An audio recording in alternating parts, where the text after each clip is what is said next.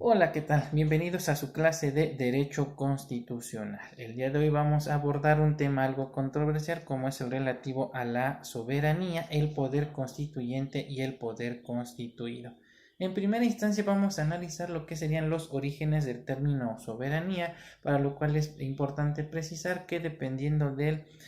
contexto histórico y del lugar geográfico donde nos ubiquemos, el término soberanía puede variar e incluso ser completamente antagónico. No obstante lo anterior, la mayoría de los autores coincide en que los orígenes del término soberanía se remontan a la Edad Media, donde precisamente de forma ideológica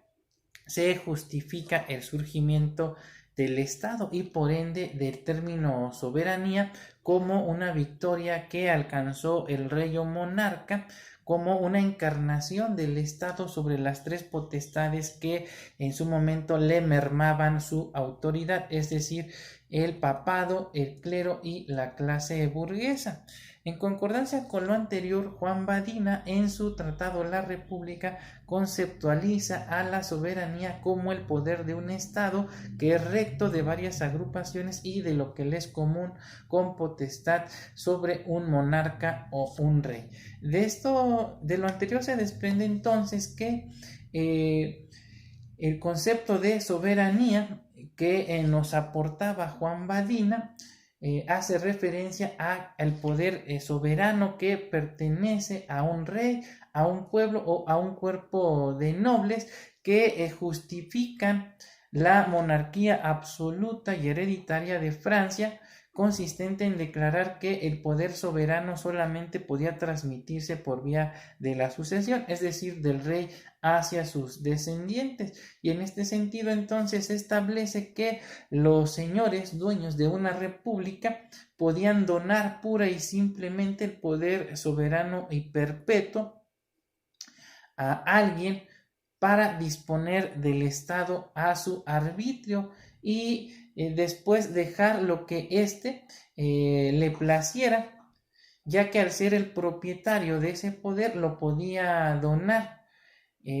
ya que el objeto de su propiedad era pura y simplemente sin otra causa que su liberalidad. En este sentido, entonces, el soberano no tenía restricción jurídica alguna, sin embargo, se dice que tenía limitaciones éticas impuestas por el principio natural de respetabilidad a la familia, que es considerada como la institución más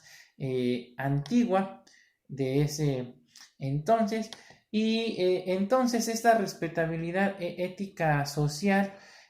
lleva al extremo de afirmar que el soberano no puede atentar contra la propiedad de la familia ni decretar impuestos sin el consentimiento de los gobernados o de sus representantes, pues un tributo establecido según el capricho del gobernante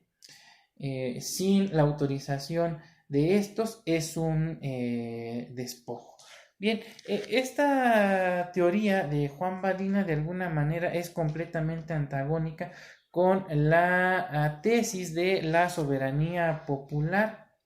que empieza a entrar en boga por ahí del siglo XVII, sustentadas en las ideas del alemán Altisius, quien en su obra La Política,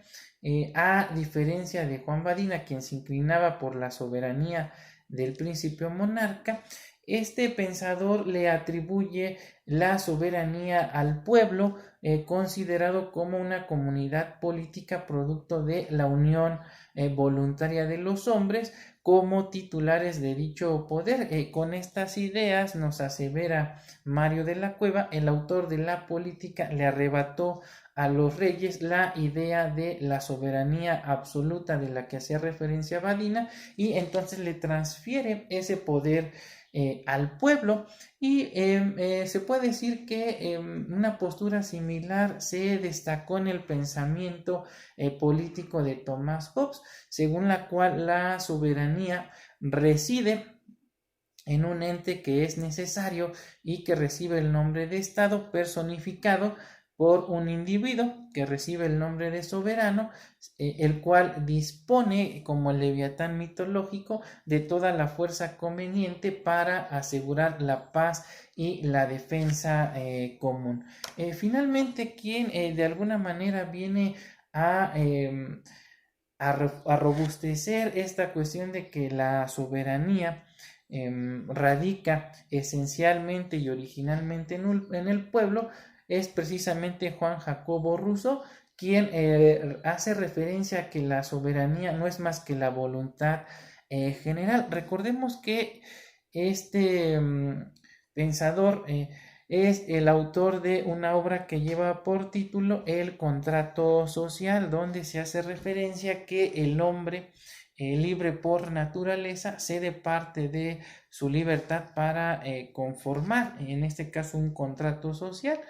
o una asamblea general, y a partir de ello dar surgimiento a un ordenamiento de carácter supremo que hoy sabemos que es la